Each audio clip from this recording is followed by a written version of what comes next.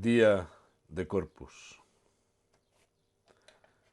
Pongámonos en pie, hermanos y hermanas, para escuchar en primer lugar las lecturas. Primera carta de San Pablo a los Corintios, capítulo 10, versículos de 16 a 17. La copa de bendición por la cual damos gracias, ¿no es la comunión de la sangre de Cristo?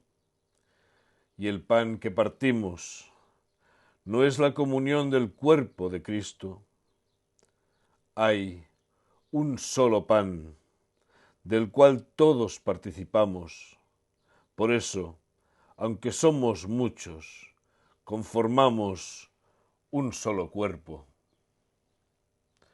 Lectura del Evangelio de Juan, capítulo 6, versículos de 51 a 58. Yo soy el pan vivo que ha bajado del cielo. El que coma de este pan vivirá para siempre. Y el pan que yo voy a dar es mi carne, entregada para que el mundo tenga vida. Esto suscitó una fuerte discusión entre los judíos que se preguntaban: ¿cómo puede éste darnos a comer su carne?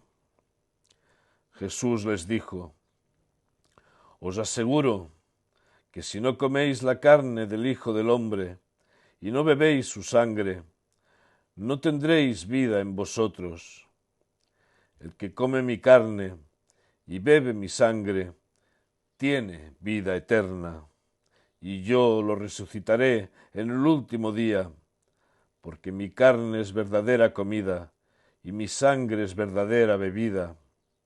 El que come mi carne y bebe mi sangre permanece en mí y yo en él. El Padre que me ha enviado posee la vida, y yo vivo gracias a él. Así también el que me coma vivirá gracias a mí. Y este es el pan que ha bajado del cielo, y que no es como el que comieron los antepasados y murieron. El que come de este pan vivirá para siempre. Lectura del Evangelio de Tomás. Versículo 7. Jesús dijo: dichoso el león que al ser ingerido por un hombre se hace hombre. Abominable el hombre que se deja devorar por un león, y éste se hace hombre. Versículo 106. Dijo Jesús: cuando seáis capaces de hacer dos cosas una sola, seréis hijos del hombre, y si decís: montaña, trasládate de aquí, se trasladará. Es palabra de Dios. Tomad asiento, por favor.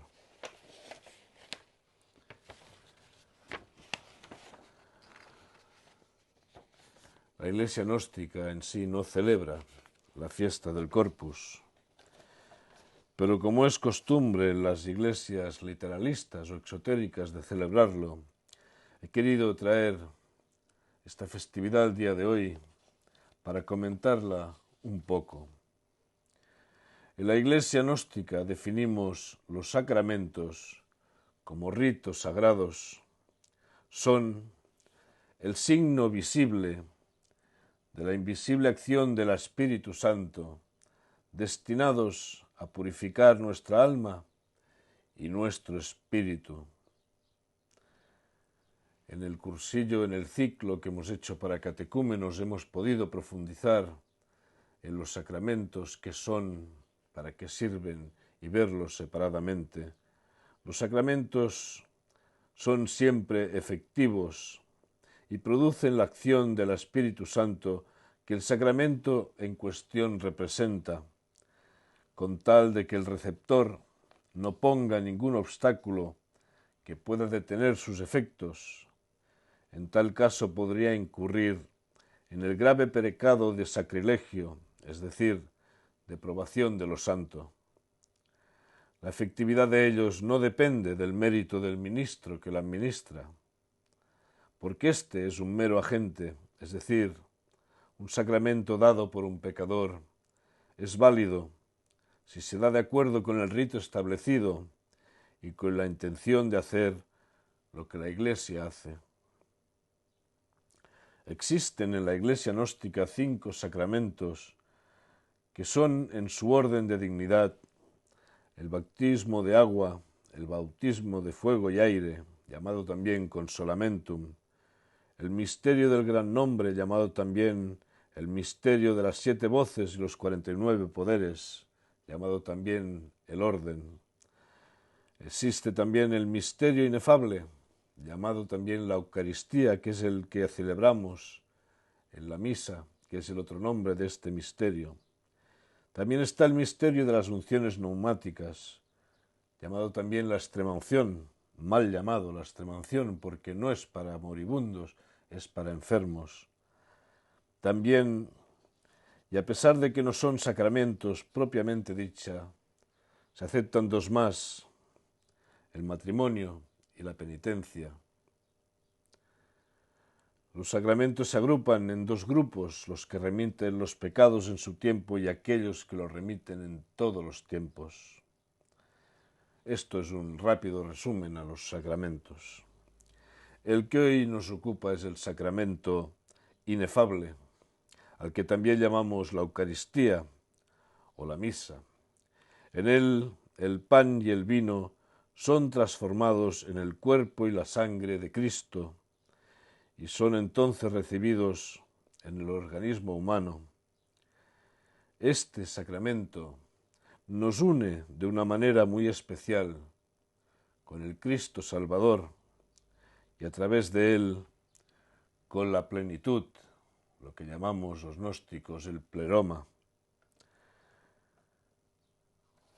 Bien no entendemos que se trate de la sangre y el cuerpo de Cristo de una forma física, sino que son el cuerpo y la sangre espirituales, dichos neumáticos, los que participamos bajo la apariencia del pan y del vino. Y esto sucede a través del sagrado fenómeno de la transubstanciación o transelementación realizada por el Espíritu Santo. Cristo mismo instituyó la Santa Eucaristía durante la última cena, la noche del Jueves Santo, cuando dijo: «Este es mi cuerpo». Toda la sustancia del pan se transformó en su cuerpo espiritual, y cuando dijo: «Esta es mi sangre», toda la sustancia del vino fue transformada en su sangre espiritual. Cristo dijo: «Haced esto en conmemoración mía». Y por esta razón, su representante, el sacerdote debidamente ordenado, repite el sacrificio eucarístico de Cristo dentro del contexto del ritual de la misa.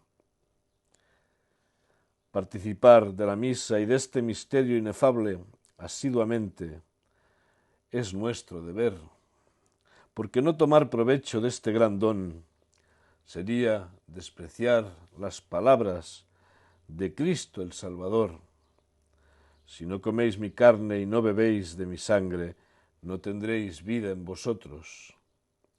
Y nos debemos preparar convenientemente por medio de la oración y de una sincera contrición que nos purifique de la mancha de las faltas y de la indignidad. De otro modo, y en palabras de San Pablo, comemos y bebemos de nuestro propio juicio y condenación.